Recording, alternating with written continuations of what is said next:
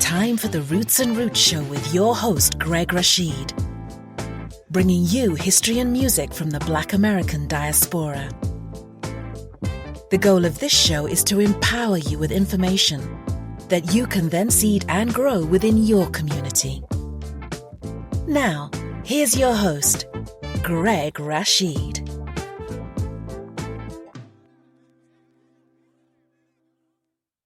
Well, good afternoon, good evening, good morning, wherever you are in the universe. This is Greg Rashid with another edition of the Root and Root Show.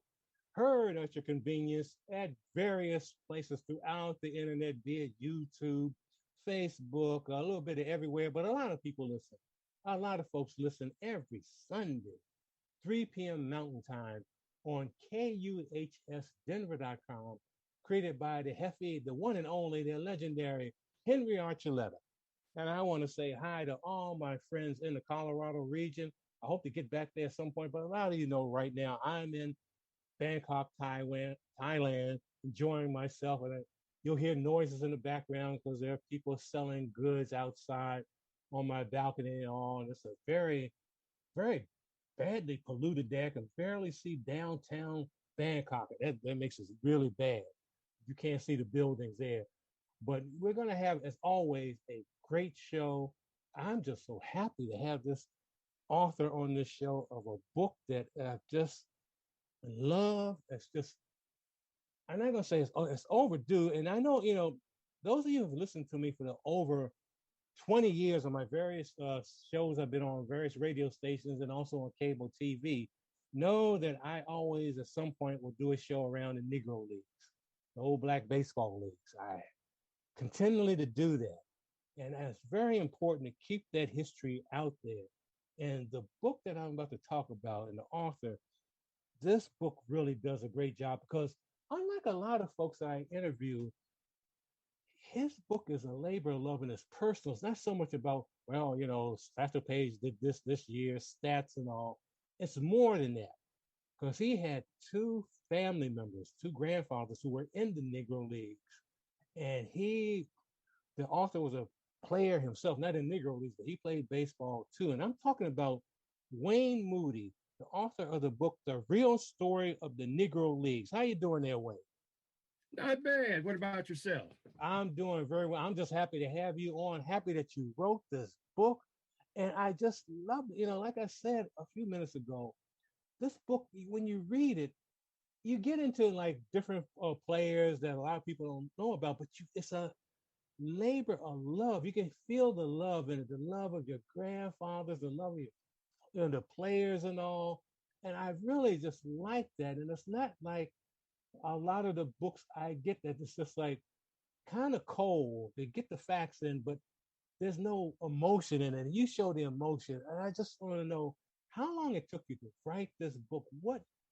I obviously know the inspiration, but tell my listeners what inspired you to really get this book going.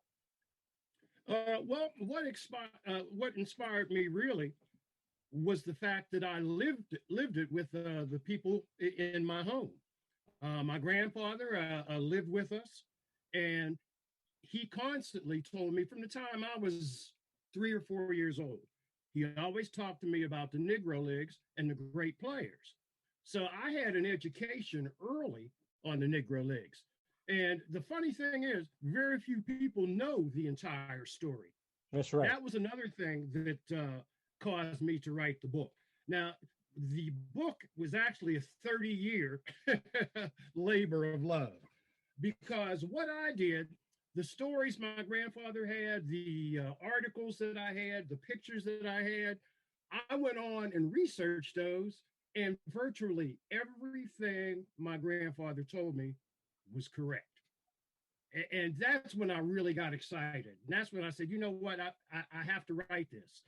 I have to write this because I want to educate people about who, right, when, and why the Negro Leagues came about and why they flourished. It's really African-American heritage that everyone should be exposed to. And that's what I want to do.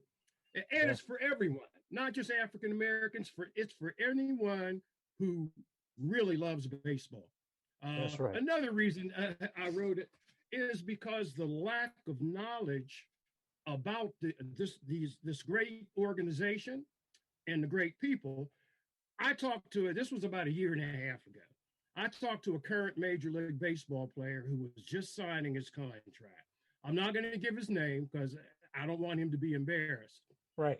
He was just signing his contract, and he didn't know who Kurt Flood was. And I told him he just signed his contract. Right. I told him exactly. I told him he's the reason you're making all that money. So history is important. History is very important, and that's what the impetus was for me to write the book. Oh my God! I mean, that's a shame, but I'm glad that you've written this book. And on the cover of the book, and again, the name of the book is "The Real Story of the Negro Leagues" by Wayne Moody, the author I'm interviewing right now. It's on Covenant Press. Who is on the cover of the book? Tell my listeners who the cover. That's my grandfather. And his name? That's a picture. Yep, that's a picture from 1919. 19, man, that's a very nice looking guy. And what is his name? What is his name? Let my listeners know his name. I'm sorry, I didn't hear you. Oh, his name. Let my listeners know his Willis name. Moody. Willis Moody. My goodness, just something. And he so tell us a little bit about who he played for back then. Okay. Well, he started out in Clarksburg playing for a local team. And what happened was a team from Pittsburgh came down to play them. Uh-huh. And the team included Harold Tinker. To me, he's Reverend Harold Tinker, one of the greatest players in the Negro Leagues. He came down to play the team from Clarksburg. I think at that time, my grandfather was either 17 or 18. And he went through that team. He pitched in that game, had 7 hits in the game, drove in 9 runs. And Harold Tinker went back to Pittsburgh and talked to Composey and told Composey, you have to see this kid play. So Composey had the wherewithal to get my grandfather to Pittsburgh. Okay. Now, he didn't play with the Homestead Grays right away. Composey set him up to play with the Pittsburgh Keystones. At the time, the Pittsburgh Keystones had Rap Dixon, Dizzy Dismukes, a lot of really good players. At that time, that team could have beaten the Homestead Grays because most of the players that played for that team. And if I could interrupt you, and that team could have beaten most of the white major league teams too. Right. And that's how he got to Pittsburgh, playing for the Pittsburgh Keystones. And from there, after about a season and a half, that's when Composey brought him over to the Homestead Grays. Man. He actually replaced Composey as the center fielder for the Homestead Grays. Right. And that's how the story got started. That's something. And by the way, listeners, I did an interview with an author a couple of years ago about Composey, who owned the Homestead Grays. If you don't know Composey, I mean, go back and listen to my old interview or just do some Googling, because he is just another unappreciated. He is in the Baseball Hall of Fame, the Basketball Hall of Fame, just an amazing fellow. The only person in history to be in the Baseball and Basketball Hall of Fame. That's right. That's something. But as you were saying about as far as your grandfather. Oh, yeah. Then he played until 1929 with the Homestead Grays, but he traveled. Not only did he play with the Grays, he played in Cuba, he played in Mexico, he played all over. And that's one of the main reasons that some of the statistics are so sketchy, because this was the thing with Negro League players. They traveled where they were going to get paid. Because a lot of the players, this is what they did for a living. And now some were able to subsidize their earnings. Some like cut hair, did other things on the side, but most of them were baseball players. Yeah. And that's what my grandfather did. He traveled all over. Both my grandfathers traveled all over to play. I've got in the scrapbook, he always sent letters home to my grandmother when he was playing ball overseas. and she kept them all, and we kept the envelopes with the stamps on it, and it has some great locales. Oh So I man. always keep that as a great Oh, you got memorabilia to. from my You got grandfather. to. Now talk about as far as your first grandfather. There's a story in there where you say he's what? Is he in his 50s when he hits this ball 400 feet? Yep, Oh, yeah, talk about that story. yep. Off the, it was an old timers game at Forbes Field in Pittsburgh, and it features the old Homestead Grays. It was Smokey Joe Williams, Mo Williams, my grandfather Sammy Streeter, uh, just a multitude of players who were still able to get around. And my Right. grandfather hit a ball off the left center field wall over 424 feet when he was over 50 years old. Yeah. And you got and And listeners, you I may have an not. article on that too. Oh And wow. there were 3,500 fans there for the game. And listeners, some of you who may not be familiar with Forbes Field. Forbes Field was the biggest baseball stadium in the 20s, 30s, 40s, and 50s, and early 60s through the 1970s. I mean, it was the biggest. Right. To hit Yep. and to hit a ball 400 some feet there. I mean, and to be that age, I mean, that's incredible. That is Uh, just incredible. I was 14 before I could outrun him. But to be honest, I never really did beat him. The last time we raced and I came within a hair of beating him, he never raced me again. He just smiled. That's, that's amazing. Now, did he have any regrets or anything about never getting a chance to play in the white leagues, the major leagues, supposedly? You know what? He if he did, he never mentioned them. My grandfather, he was like a quiet man. You know, always had a great smile, but he was quiet. But when he spoke to you, it was always profound. Um, but he never mentioned any regrets about not playing. That's Um, something. Now he always said that, you know, hey, we could have played we could have played in the league with them, and we'd have been as good or better than them. He did That's it. say that, but Right. that's the most he ever said about it. He never had any regrets. Huh?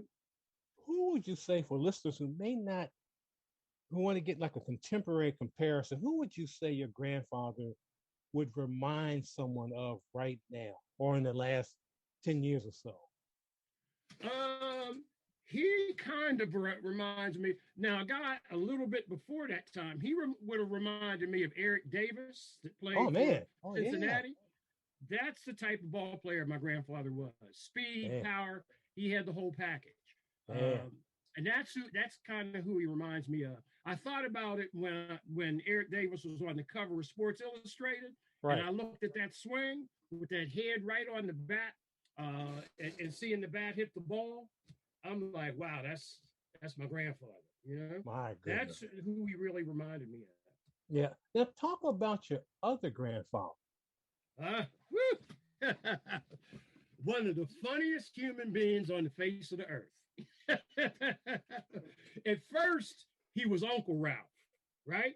He wasn't really related by blood, but he was my grandfather's best friend. And they were Right. always together. He was around us constantly. Eventually, he became Granddaddy Ralph because when my mother died when I was 19, my dad, a few years later, married his daughter. And so he became Granddaddy Ralph. But I could talk for hours on Uncle Ralph. Uncle What is Ralph, Ralph's full name? Ralph Lefty Mellix. Man. And they called him Lefty for a reason. I'm going to take a few minutes and tell you a little bit about him, okay? First of all, if you've ever seen the movie Bingo Long and the Traveling All-Stars, Right. you know Richard Pryor in that movie that was speaking gibberish and pretending to speak Spanish? That Right. was patterned after Ralph Mellix. I didn't know that. Yeah, that's who it was patterned after. Yep. Man. I'll tell you something else. I'm going to tell you a story about him. Okay, I went away to college and played college ball at Gannon University. Came home my freshman year, I batted 400 something. And my Uncle Ralph took me down to McKinley Park